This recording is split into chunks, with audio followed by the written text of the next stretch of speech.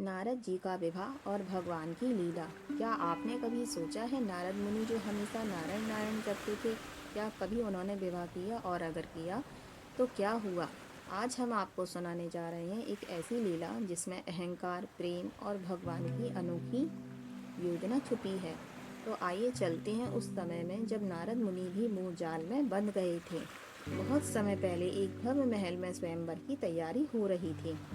दूर दूर से राजा, राजकुमार, योद्धा सब उस राजकुमारी का हाथ जीतने आए थे जिसकी सुंदरता की चर्चा तीनों लोकों में थी। उस समय नारद मुनि को पता चला ऐसा स्वयंवर हो रहा है जहाँ सबसे श्रेष्ठ पुरुष का चयन होगा। उनके मन में एक हल्की सी इच्छा जागी, अगर मैं भी वहां जाऊं और राजकुमारी मुझे चुन ले तो कैसा रहेगा। नारद जी ने भगवान विष्णु के पास जाकर कहा, प्रभु मुझे ऐसा रूप दे दीजिए कि कोई भी देखे बस मंत्र मुग्ध हो जाए।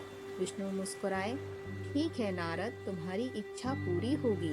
लेकिन विष्णु जी ने उन्हें सुंदरता का आशीर्वाद देने के बजाय बानर का मुख दे दिया ताकि उनका अहंकार टूट सके। महल में शंखनाद गूंज रहा था। राजकुमारी एक एक योद्धा एक एक राजकुमार को देखती जा रही थी। जब नारद जी के पास पहुंची तो वह ठहर गईं और फिर जोर से हंस पड़ी। सभा में कानाफूसी शुरू हो गई। देखो, इनका चेहरा तो बंदर जैसा है। नारद जी चौंके, पानी में अपना चेहरा देखा और यह क्या, वे तो सच में वानर जैसे दिख रहे थे।